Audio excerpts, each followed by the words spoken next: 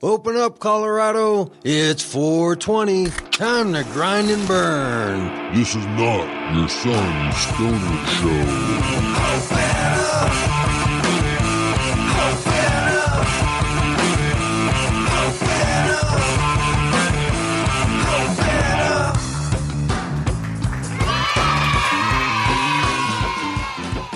Welcome to the Cannabis Community Project from the Dang Studios at 3835 Elm Street in Denver, Colorado. It's the Grind and Burn Show.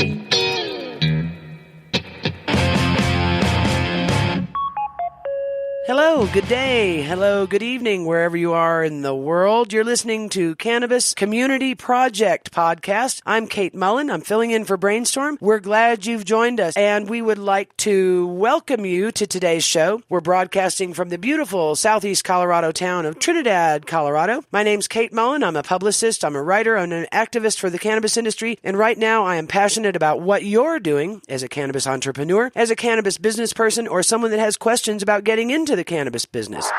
You know, you don't have to grow marijuana to get in the cannabis business. You don't have to grow hemp to get in the cannabis business. There's a lot of things that are ancillary businesses to getting into the cannabis business. As you know, towns, they grow, they get dispensaries, they're going crazy. You need more infrastructure. You need more hotels. You need more restaurants. You need more bakeries. You need all of these things. What else goes along with that? How do you get to a crowd that is interested in the cannabis industry but doesn't know where to begin?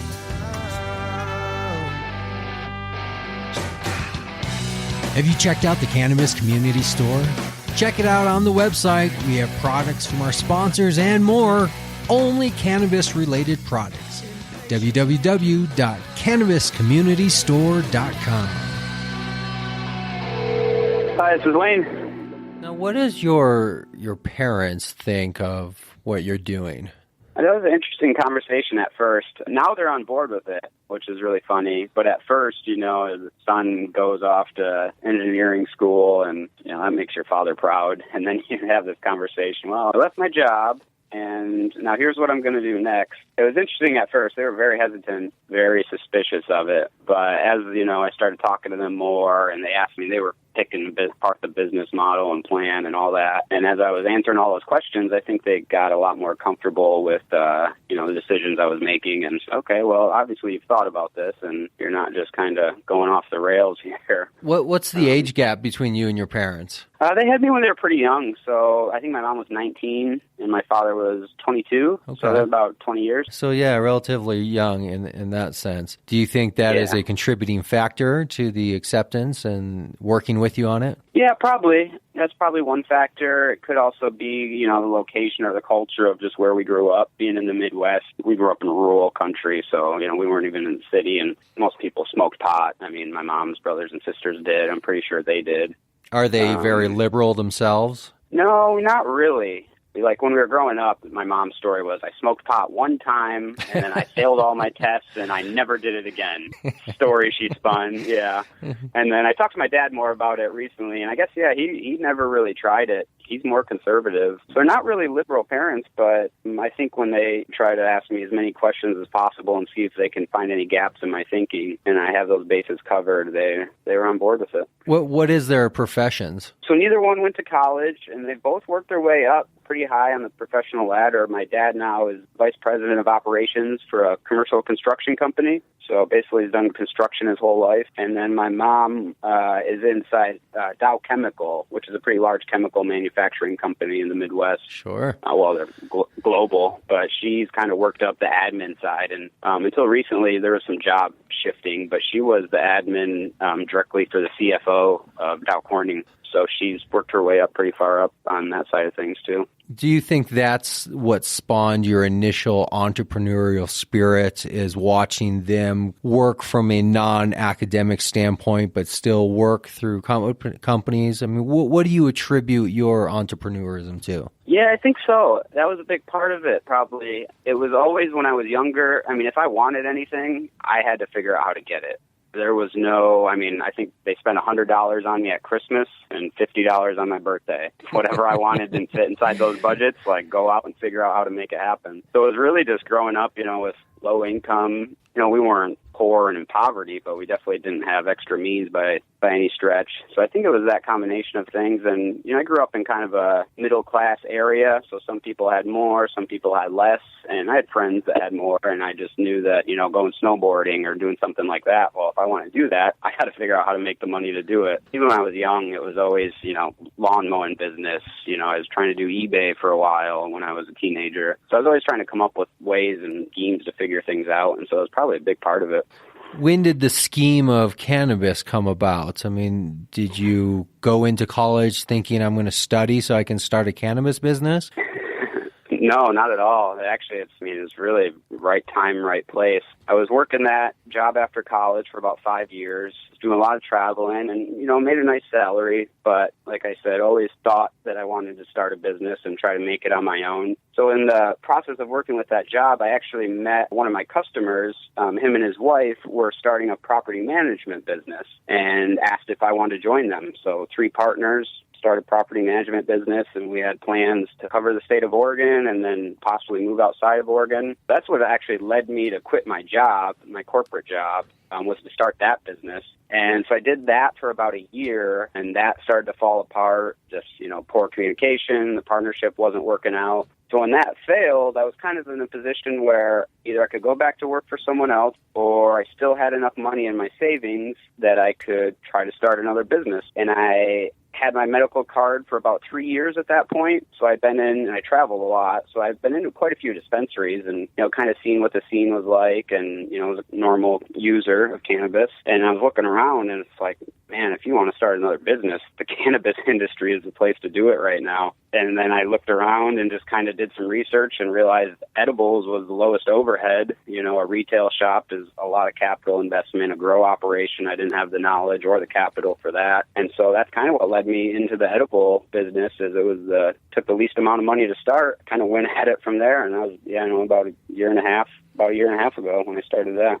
Nice. Well, if you like property management in cannabis, let me do a shameless plug real quick. I just invested in a company, Greenleaf Investment Fund. I just bought 1,000 shares of their stock because they're crowdfunding right now, and that's what they do. They're buying property that they're going to lease and manage to cannabis companies across the U.S. So let me give a shameless plug to them since I just bought in. Everybody else should go buy in. All right. Anyways, Let me move on. Yeah, that was the recent podcast, right? Was that the guy you had on? Yeah, a few weeks ago. Yeah. Douglas. Yeah, that was a good one. Yeah, it was interesting.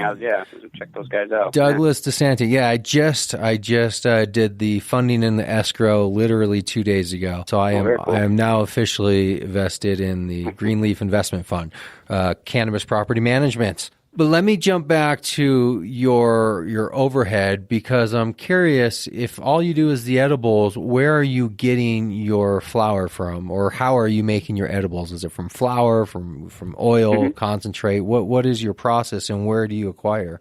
So we do all of our caramels with canna butter. So we don't use any distillates, BHO, anything like that. So we make our own canna butter, the old school method, crock pot. Well, we've moved up to oven roasters now, so we're doing a little bit larger scale. We source trim from different growers. We've got a couple of good relationships. Over the past year and a half, I've probably worked with, 10, 20 different growers, the old school networking methods, calling around, asking people. And then now we've got it down to about 2 different growers that we work with who have a nice, consistent supply for us. And we buy trim from them, and then we infuse it into butter before we make the caramels. 2017. Have you started your business yet? Have you thought about your cannabis idea? Don't hesitate until next year. Email me at brainstorm@cannabiscommunityproject.com.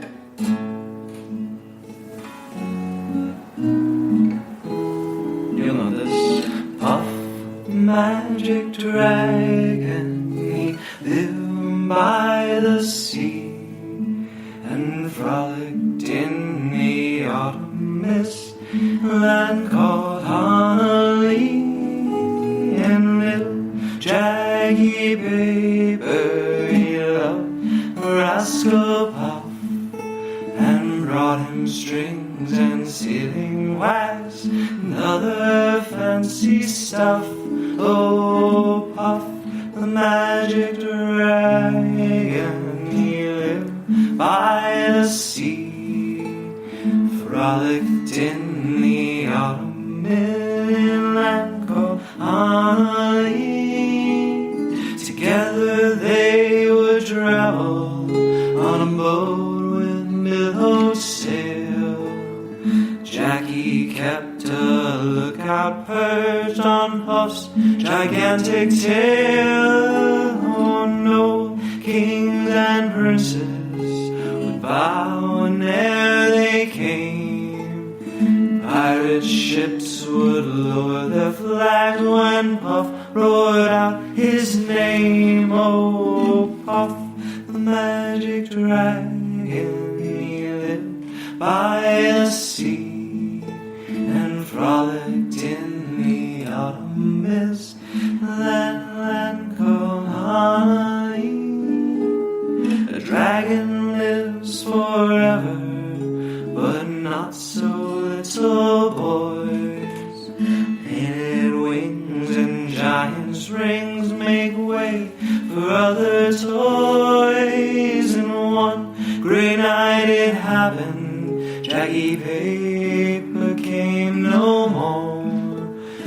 Puff, that mighty dragon, yes, ceased his fearless roar. Now Puff, the magic dragon, lived by the sea and frolicked in the autumn mist, land called Honolulu.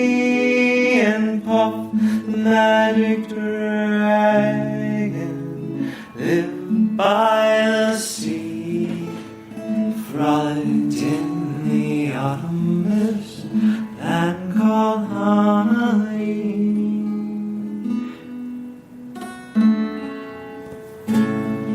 Today, we have a wonderful guest on Cannabis Community Project. Her name is Diana Oliver. She's the producer-director of 9, count 'em, 9 Hempsters documentaries. She owns the copyright on the word Hempster, so be aware, all of you people that are using that. And she is one of the most interesting women I've ever met in the cannabis industry. I know Diana personally. She was a fashion model for the same agency that I worked for and has made an amazing transition into documentary filmmaking. So I'd like to welcome you, Diana Oliver, producer-director of Hempsters Documentaries. Hello. Thank you so much. You're such an awesome everything, Kate Mullen. We love you. Oh, God love you. Well, you're a very interesting person yourself, and I know a funny story about you, but I'm going to let you tell it. Give us an idea of how you came into being as Diana Oliver, filmmaker. Okay, well, my mother's from Texas, relocated to Anaheim, and we're talking the 50s, and my dad's from Arkansas, fresh from leaving the Army, and they actually met at the Cow Palace in San Francisco at a Johnny Cash concert, and it was a regular occurrence on the weekends. They would go there to dance, and all the guys would wearing suits and drinking from flasks, and all the girls dancing in the middle, and, you know, everything was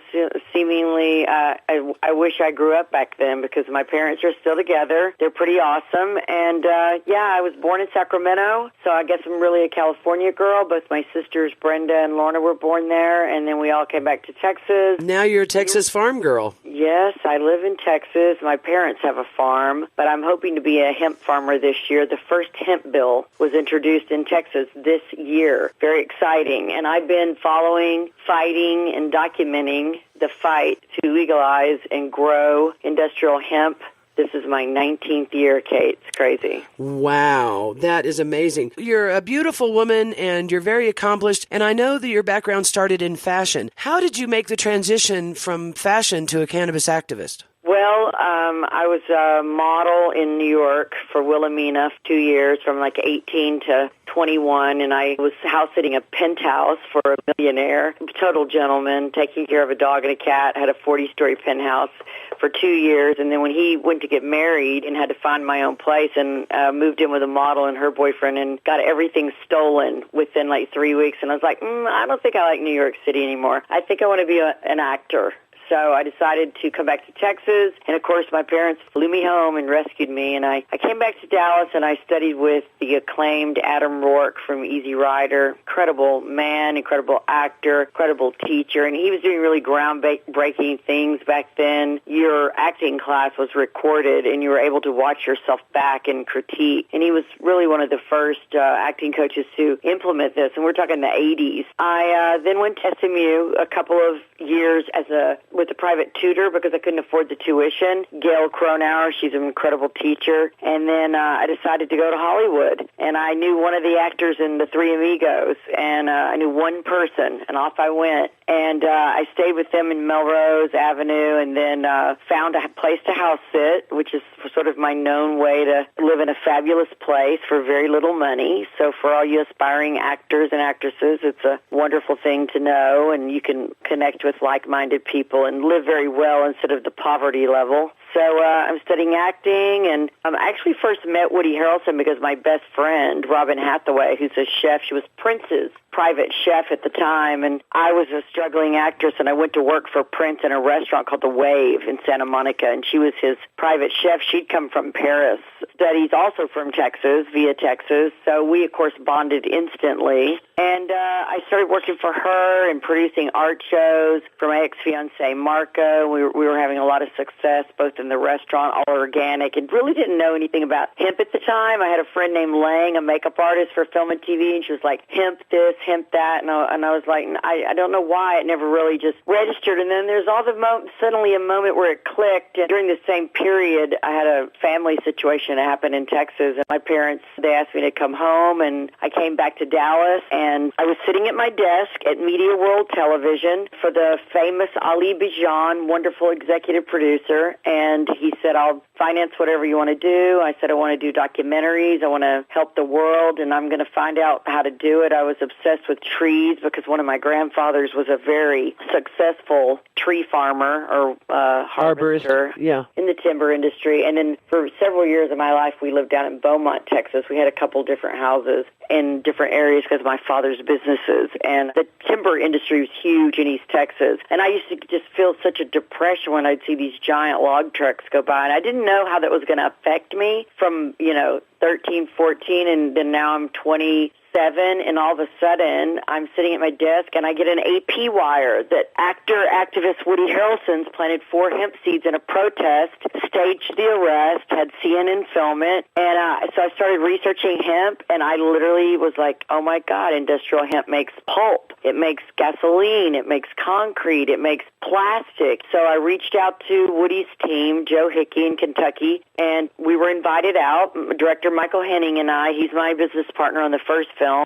That's how I got into industrial hemp and filmmaking all at once, like literally. And I had no idea that following Woody's story, which is planting, his historic planting, which is 19 years old. Actually, I'm in the industry 20 years. So he actually planted the hemp seeds in 96. So his anniversary for 20 years was this year, and we got involved the following year, or about 6 months, like right when the year turned, whatever. In 1997, Woody Harrelson, we were invited out to compete, basically, for this coveted story. And what Woody did is he plants the 4 hemp seeds. He had staged the rest. CNN was there, all of it. He had no idea, ultimately, that he could actually have gone to jail because this is 96. And 97 is when we all went out to basically compete for the story to follow Woody and the outcome of what was going to occur. Let me stop you right there. In 1996, Woody Harrelson did a protest where he went out to a field and simply planted 4 hemp seeds, if I recall, in the Beattyville, Kentucky. And though he actually broke,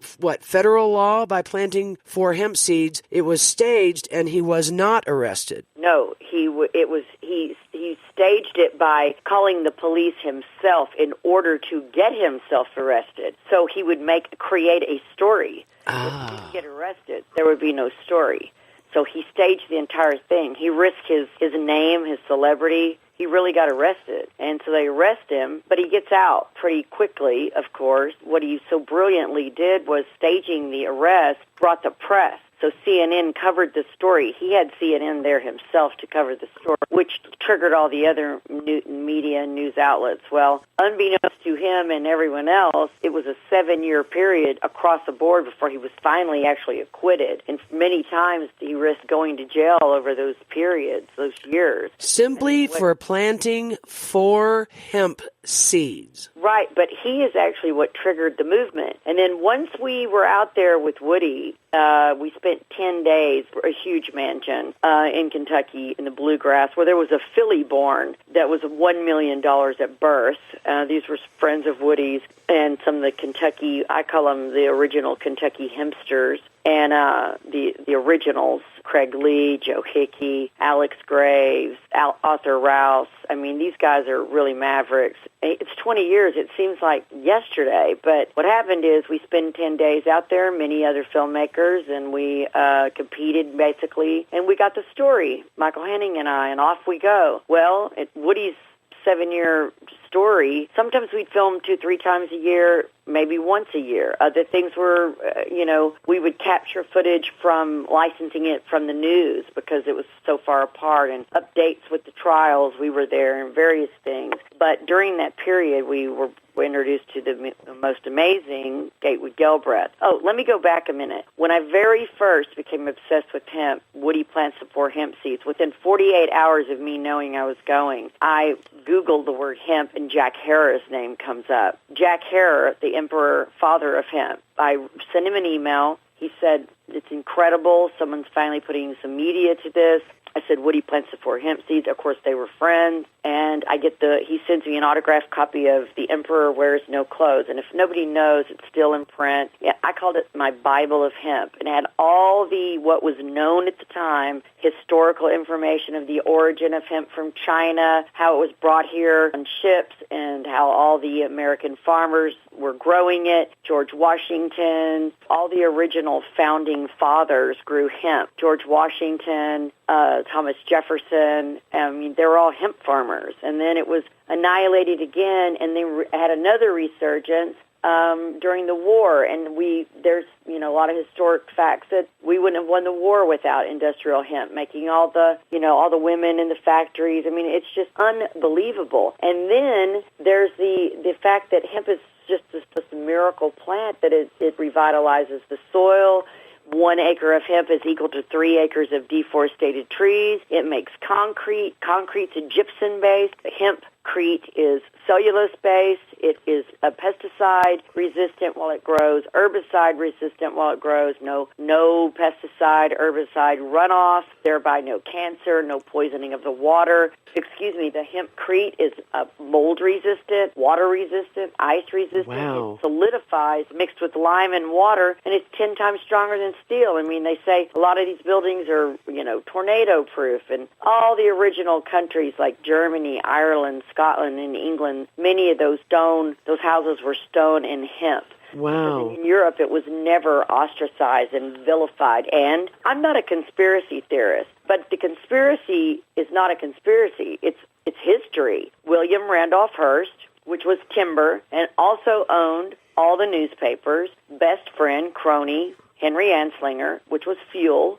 and Lamar DuPont, plastic. The 3 of them were cronies, billionaires of the time, which is in a 10 times larger scale what's occurring to the planet and predominantly the Americas now. Yeah. They were the ones ruling it then, and they got marijuana vilified and industrial hemp, its cousin, which makes oil, plastic, gasoline, paper, and concrete. You're amazing. You know all of this stuff about hemp, but I have to ask, what drives you? I mean, you're like one of the best publicists I know. I became literally obsessed with industrial hemp, and like I was saying, I don't know if I did say this, Hempsters Plant the Seed, our first film, Michael and I's film together. I have a different team I'm working with now just because of logistics, and Michael and I have known each other for 30 years, and he's doing some incredible work now with hydrogen and other things, but I am obsessed with hemp, and I wrote Hemp, the Rebirth of Mother Earth, which was Hempsters Plant the Seed's original title, and put the whole thing together and brought him in on the deal, and we developed it together with some amazing people. But it was a 14-year. Like, Michael, we got to stop. We've got enough to educate the world with.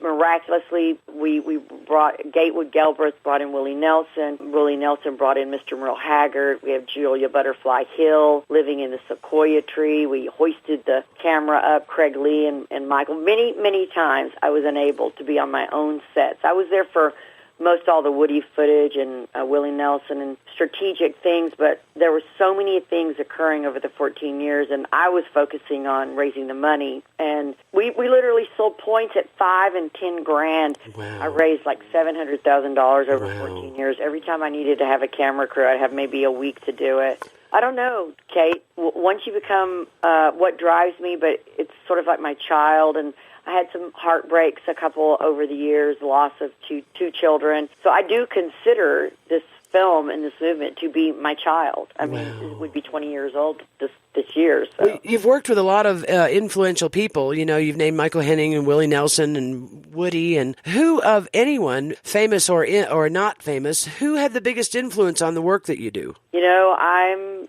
Woody Harrelson. I knew Woody. My best friend Robin had this cafe in Santa Monica, and I worked for her back when I was an actress in the late 80s, early 90s.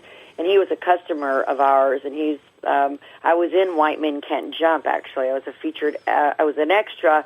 Then I got bumped up, they call it, to a featured extra, and then I got cast to double Kim Basinger. But I actually met Woody back then on the set, and Woody was he was young then, everybody was, and just such a gregarious and such a charming, and from Texas, we had a lot in common. I didn't really know him that well, except he was just really wonderful to me on the set, and he had a rap party and a birthday party at his house in Malibu, and I was at both of those, of course. And fast forward years later, you know, he plants the 4 hemp seeds, and I would have to say that Woody Harrelson has influenced my life the most on the celebrity side, and then on the non-celebrity, but I consider them to be celebrities, are my mom and dad, because they have been the most fighting and advocacy. And when I listen to my 75-year-old father give a verbatim speech about industrial hemp to a naysaying Republican millionaire, and my dad was a millionaire as well, but an environmental Republican, if there is such a thing. But my dad is one, and I listened to my dad educate in basically hemp bitch slap this Republican naysayer, and my dad very patiently told him the myriad of things that hemp does for the environment, the economy. I mean, it covers all the gamuts. And I've never been prouder in my life. So you've been in the industry 20 years. You're absolutely amazing. You've got a lot going on. You've done these Hempster films. Tell me where you are in the Hempsters process and what you've got coming up. I have so many more questions, but I do want to bring that up. Okay, so where we are right now is I have 8 films in the Hempsters series, the brand. So Hempsters Plant the Seed was the fight to legalize industrial hemp, and now it's slowly becoming legal everywhere. So my second and third film are being shot in tandem. I just pitched to ArcView for $2 million, hoping to be chosen to be on stage in Austin May 1st, 2nd, and 3rd. I went through the entire process and scored in the top 5, and right now pitching for $2 million for the second and third film, which are focused solely now on hemp entrepreneurs, farmers, scientists, celebrities, and the products. Because I followed the fight, now I'm going to show what hemp makes. I actually jumped straight out of the gate producing the Hemp House Build with Greg Flaval and Dave Madera of Hemp Technologies, and it's on my YouTube channel. That one, Dave, sadly, we lost him to cancer, and Discovery Channel. It was in the pitching process and being reviewed by Discovery when he passed away. I jumped right into hemp home building, featuring them. So I realized there was so much to tell, Kate. I made 7 follow-up documentaries from Hempsters World, Hempsters Indigenous Nations. I've added 3 marijuana documentaries, The American Pot Farmer, The Canadian Pot Farmer, and Hempsters Miracle Medicine, solely about cannabis CBD. So I've now been a cannabis advocate for many, many years, and also recreational and medicinal. Myself, I love marijuana. I don't really smoke except for medicinal purposes now, just because it's 10,000 times stronger than it was, but I love it. I believe in it. It's changing lives. It's in the economy. It's a wonderful place to be. It's an astonishing plant, hemp and marijuana. So as a woman in the industry, how has your work been received by a mostly male cannabis industry? Okay, that's a documentary all its own, sister.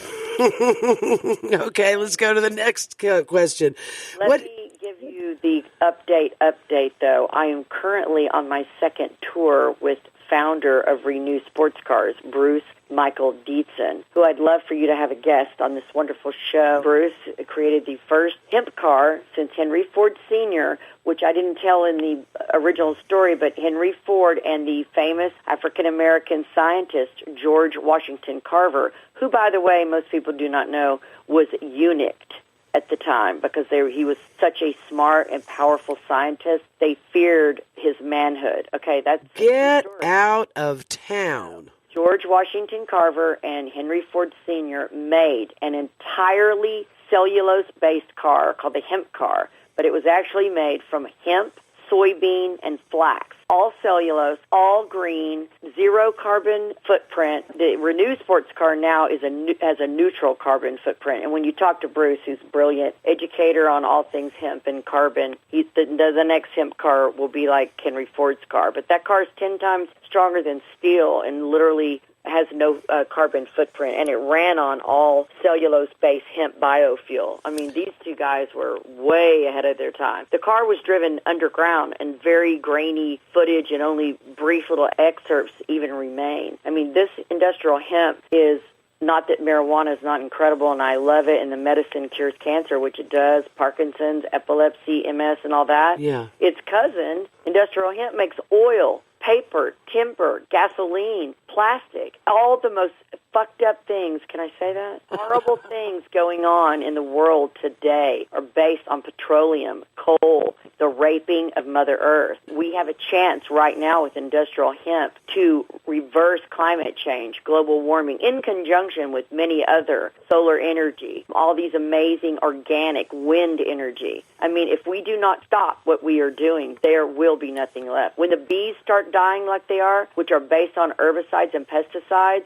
on all these GMO crazy-ass crops, most people do not know that bees pollinate over 2/3 of all life on Earth. Wow. Thousands of trees are going to die, thousands of plants, and thousands of food, which means us. If the bees dies, we're going to die. Right. It's a fact. Wow. That's an amazing summary about the cannabis industry there, and it can be so easily reversed just by cultivating and employing hemp, whether it's industrial hemp or medicinal hemp or marijuana or any of that. It's just or agricultural hemp. Absolutely. So what advice as a filmmaker would you give to aspiring filmmakers that are also passionate about cannabis? I would say to them, never give up, and reach out to your mentor, other filmmakers. I mean, I've worked with and collaborated with. The first thing I did was reach out to an amazing woman filmmaker, a couple of them, Carol Dean, get myself as close as I could to other female filmmakers to give me advice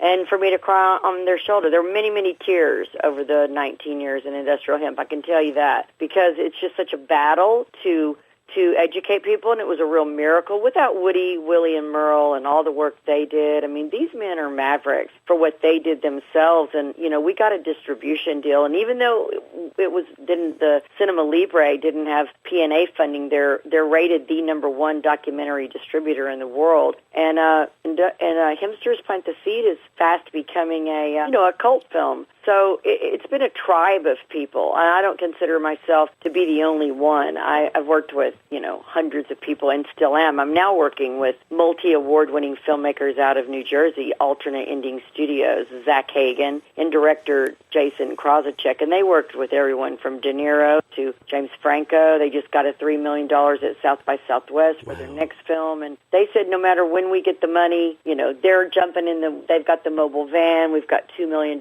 in equipment. I feel like this year I'm going to get them funded. I've been under contracts, Kate, back-to-back for 2 different groups for a year each. Wow. I was under a contract I couldn't get out of while they exhausted their opportunities to fund the films. And you're an amazing go-getter, and I don't know anyone in the film industry that works as hard as you do or knows all the ins and outs from everything from pre-production all the way to publicity. You're amazing and have done amazing things and continue to do amazing things. Well, so tell me, where do we find you? Where are we going to look for you next? Is there contact information you'd like to share? What's going on? How can our listeners find you? Okay, right now Bruce and I are looking for sponsorships still. We may get a big one this week and next for the 2017 U.S. tour. We just wrapped an A-list celebrity. I cannot talk about his name yet until I get clearance from CNBC, but I can tell you that he loves cars, and I posted it on Facebook. I know who I'm thinking, and I'm not going to say the name, but I think everybody knows who he is. Right, and we found out we air in June. That will be during Hemp History Week, so very fortuitous, and he's an amazing man, and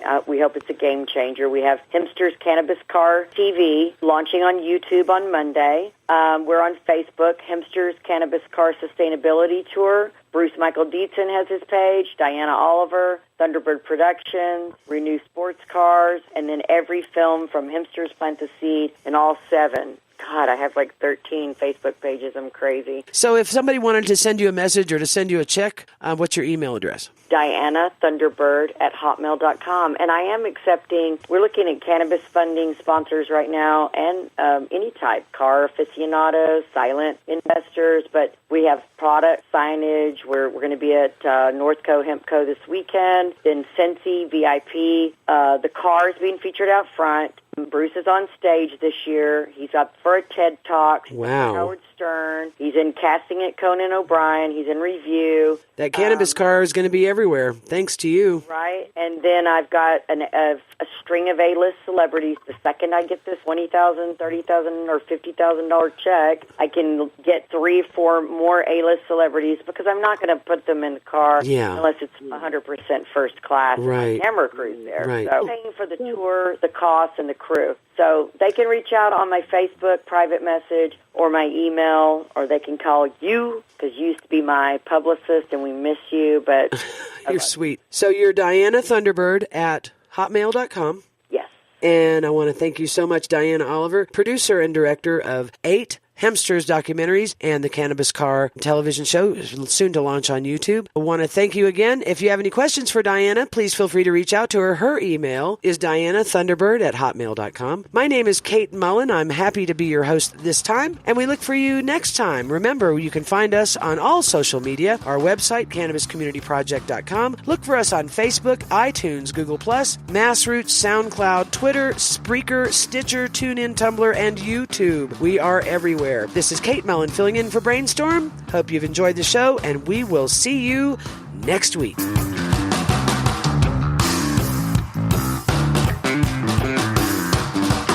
There you go, Cannapreneurs. Thank you for joining me this week. Make sure to come back next week. We'll be talking to even more guests from the industry, from the government, from the entrepreneur world. Make sure to reach out to us on all the social media, Massroots, YouTube, Facebook, Twitter, and any place else, all under the same name, CannabisCommunityProject.com. We'll see you next week.